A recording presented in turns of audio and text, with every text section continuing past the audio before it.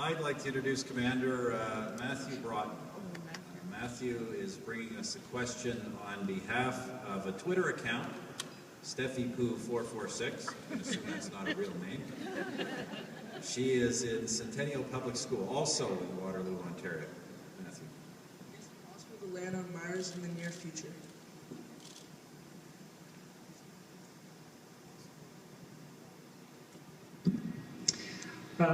Steffi and Matthew, yes, in fact, of course, I'm sure as you know, Canada is already on Mars.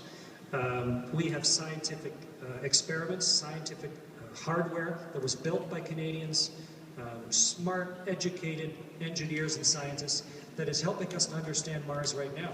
Because you can't understand the human body by looking at just one person. You can't understand planets just by looking at one.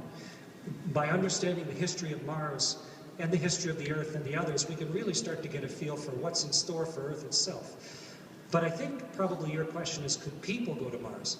And yes, things we've learned on the space station, how to stay in space for months and months, how to build things, what equipment to build it out of, yes. But right now, it's sort of like sailing around the world hundreds of years ago, or flying across the Atlantic 100 years ago. It's just barely possible, but it would be very risky, and so therefore quite expensive.